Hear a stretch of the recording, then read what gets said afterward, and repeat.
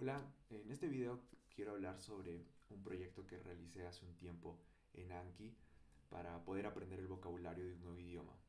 Esto guarda relación con el video anterior que expliqué mi estrategia para aprender un nuevo idioma. Y bueno, ¿cómo surgió esta idea? Pues fue en realidad porque llegó un punto en el cual utilizaba Anki para aprender muchas cosas. En mi caso, en la universidad lo usaba muchísimo. Y bueno, entonces cuando quería aprender un nuevo idioma siempre tenía la idea de incorporar ese aprendizaje con Anki, integrarlos, porque me resultaba fácil para mí poder justamente eh, utilizar el programa para aprender cosas. Y además esto se sumó que yo quería aprender una forma de aprender idiomas más fácil, de forma más eficiente. Y justo llegué a un libro que se llama Fluent Forever, que justamente hablaba del uso de Anki para hacer flashcards. No fue de casualidad, pero me llamó mucho la atención y la verdad es que algunas de las sugerencias que tenía, algunas ideas que presentaba el libro, terminé incorporándolas en el proyecto.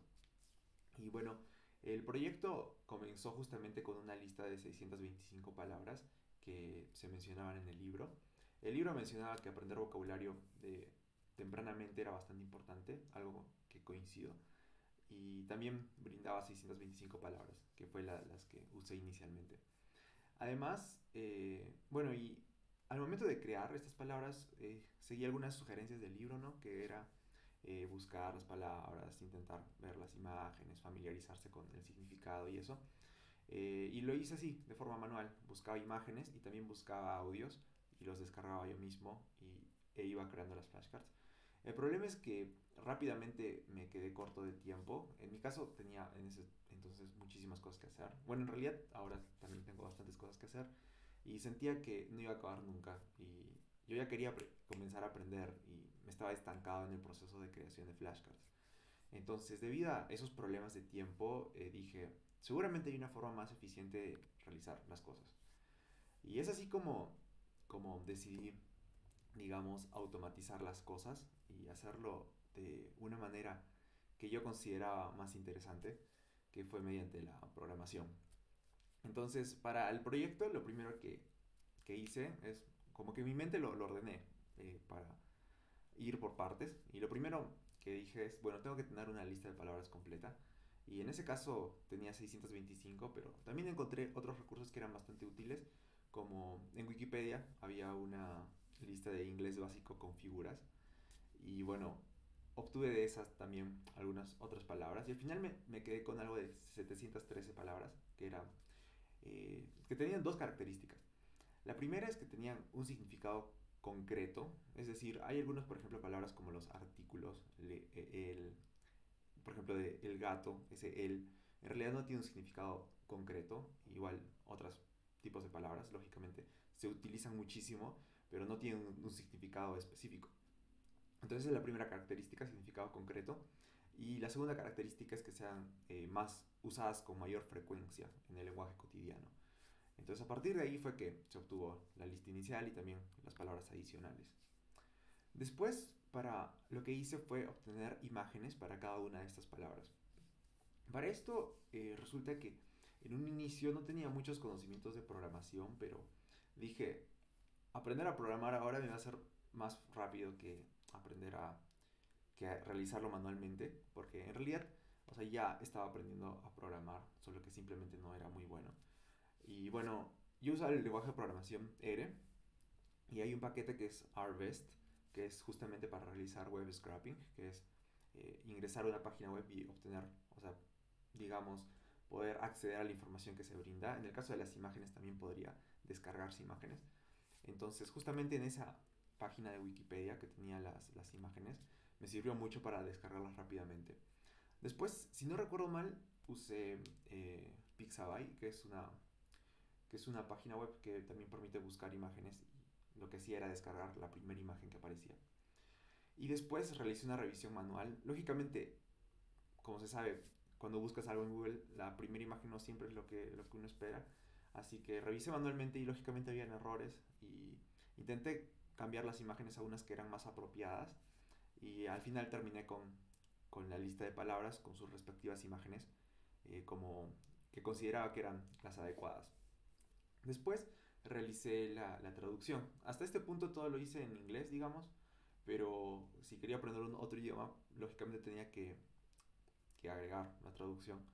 Para esto utilicé eh, Google Sheets y muestro arriba cómo es que se utiliza. En realidad, Google Sheets, eh, o sea, Google brinda una función del traductor, que es Google Translate, que permite poder justamente traducir en una de estas hojas de cálculo de un idioma a otro las palabras. Entonces, lo que yo hice fue copiar la base de datos que tenía, lo traduje y luego la regresé a la computadora y eso me ayudó un montón de tiempo.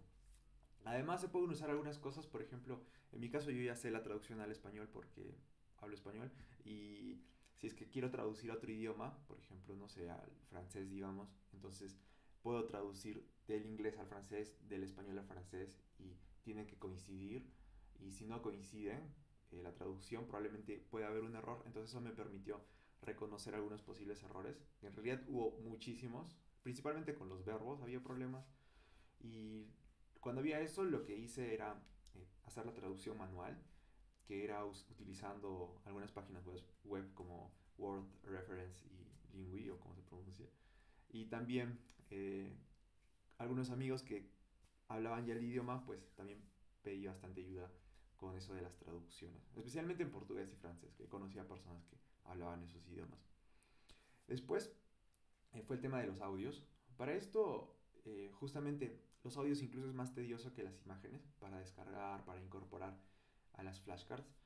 Entonces yo dije, bueno, tengo que encontrar una manera de también hacerlo con programación. Y en ese momento se me hizo bastante difícil porque ni siquiera conocía el concepto de lo que eran las APIs, o sea, los APIs, que, que simplemente permiten conectar una computadora con otra. En este caso permitía conectar, por ejemplo, mi computadora con una página web y mediante programación podía extraer información, la información que le pedía, por así decirlo, a la página web. Y para esto, hay, sabía que en otros lenguajes de programación había algunas herramientas para realizar esto, como en Python, por ejemplo, pero en el caso de R no encontré ninguna, así que tuve que crear mis propias herramientas desde cero. Pero bueno, la verdad es que me sirvió mucho para aprender. Y eso hice. Entonces, para las APIs, primero utilicé uno que era un servicio gratuito que se llama Sound of Text, que permitía descargar palabras en base a la voz de Google, de la chica que habla en las traducciones. Pero no me gustaba primero porque sentía que no era tan natural y segundo porque también había unas palabras que no, como que no las traducía tan bien, había problemas en la comunicación con la API. Y en el caso y así es como decidí usar Forvo, que tuve que pagar dinero para utilizar la API, pero me sirvió para poder descargar los audios de forma de, con programación. Entonces lo que hice fue de la base de datos, la lista de palabras de cada idioma, pues mandaba esa información a la API, a la página web, y me contestaba con el audio respectivo, que es, esta página Forvo contiene audios de personas nativas que se graban y pues lo suben a la plataforma. Entonces de esa manera iba descargando cada uno de los audios y los guardaba en una carpeta. Similar a como hice con las imágenes. Con las imágenes hice algo parecido. Entonces yo mismo ya lo ordenaba por idiomas y de acuerdo a las palabras respectivas. Entonces, después de esto, se tiene que completar la base de datos. Ya hice un video en el canal de cómo crear flashcards en Anki a partir de una base de datos. Y para los que hayan visto el video, si no lo han visto, véanlo, si es que no entienden esta parte. Pues se necesita también columnas adicionales para indicar los nombres de los archivos, en este caso de las imágenes y también de los audios.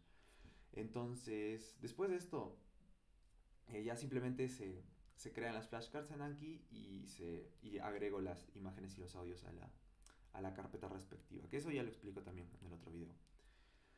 Entonces, para esto, incluso antes de importar, es necesario diseñar el tipo de nota.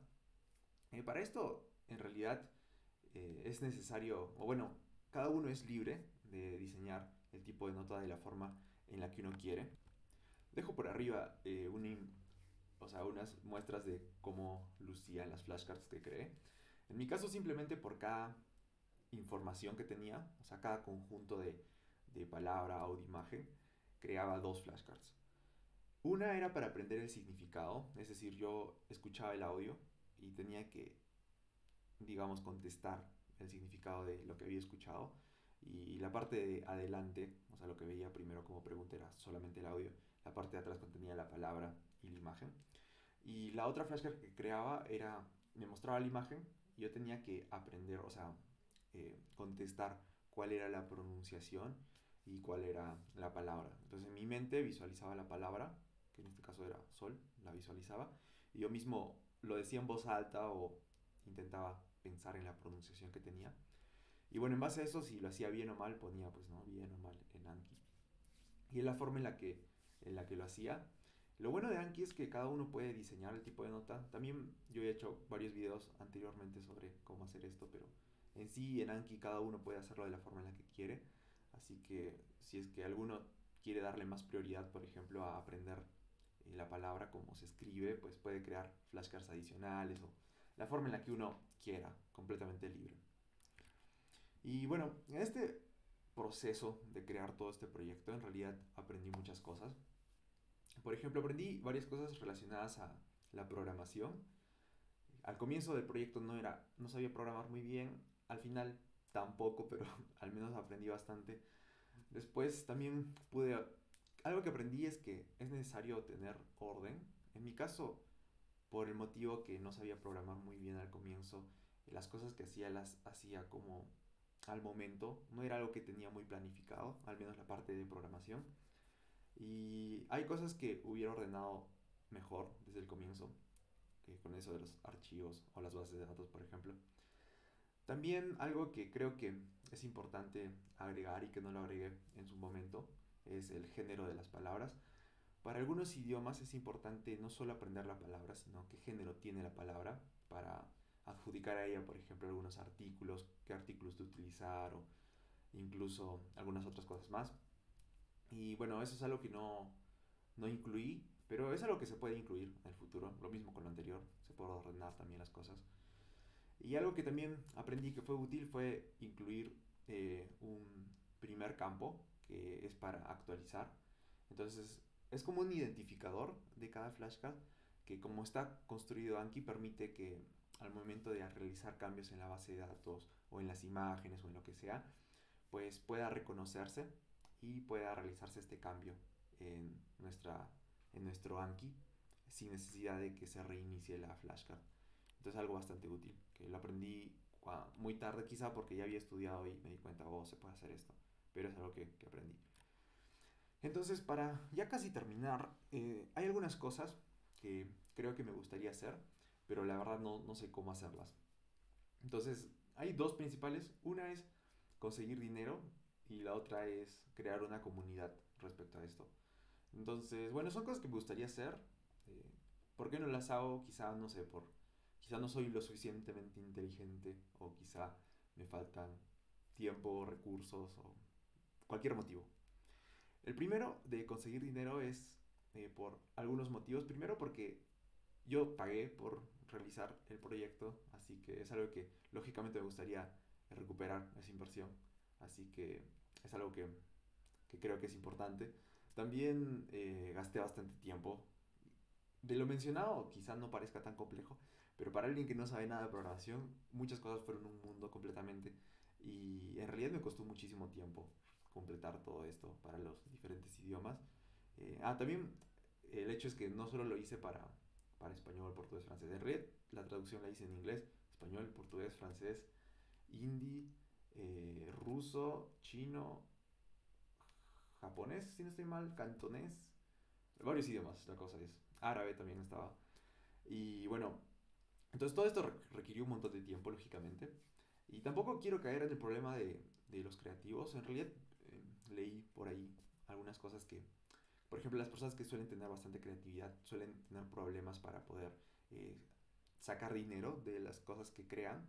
Y en mi caso es algo que me puse a pensar recientemente y creo que es algo que nunca me le he dado la prioridad que requiere el hecho de poder monetizar algunas cosas y creo que es importante. Después, también creo que al manejar dinero creo que se pueden impulsar algunas mejoras que pueden ser interesantes. Por ejemplo, contratar a personas capacitadas que realicen la traducción, que revisen, ¿no?, la traducción correctamente, poder incluso crear más herramientas relacionadas al tema y muchas otras cosas más. Otra cosa que me gustaría hacer, pero tampoco sé cómo, realmente es crear una comunidad alrededor de esto. Sé que puede haber algunos conflictos con el tema del copyright y otras cosas, lo mismo con el tema de conseguir dinero, pero creo que son temas que en teoría podrían solucionarse. Eh, Tener una comunidad en realidad creo que permitiría poder mejorar la traducción, por ejemplo, si es que en la comunidad participan personas de diferentes idiomas, también poder agregar diferentes imágenes dependiendo de los contextos culturales de los diferentes idiomas. También ese tema del género de las palabras y otros detalles creo que se podrían solucionar fácilmente y rápidamente en comunidad con personas que ya hablan esos idiomas. Y también el desarrollo de herramientas nuevas. Por ejemplo, en este caso es un proyecto prácticamente de software, o sea, de programas, un programa. Y mejorar esto, como hacer que se pueda, por ejemplo, editar cosas directamente desde Anki o otras posibles ideas de mejora, pues serían más fáciles cuando son hechas en comunidad. Y bueno, eso sería el video de ahora. Por último, este proyecto en realidad, gran parte fue todo un aprendizaje para mí. Y especialmente en esto de extraer información de internet, descubrí que realmente es bastante útil y puede ahorrar muchísimo tiempo. Hoy en día hay muchas cosas que están en internet, por ejemplo, cosas que son como tablas, cosas que son como bases de datos o incluso imágenes y audios, que en mi caso fue lo que más extraje de internet. Y bueno, aprender todo esto realmente me abrió el panorama para, de- o sea, darme cuenta que hay cosas que se pueden hacer de forma automatizada muy fácilmente. Y bueno, sobre esto tengo la idea de poder continuar hablando sobre el tema. No sé si estarían interesados y eso. Más bien aún no he decidido la forma en la que hacerlo, pero manténganse al tanto sobre esto, que es algo de lo que quiero hablar. Y bueno, espero que este video les haya sido útil, informativo o al menos interesante. Y bueno, pueden dejar like, pueden comentar qué opiniones tienen sobre esto o de cualquier cosa. Y bueno, pueden suscribirse también, todo. Así que ya nos estamos viendo. Hasta luego.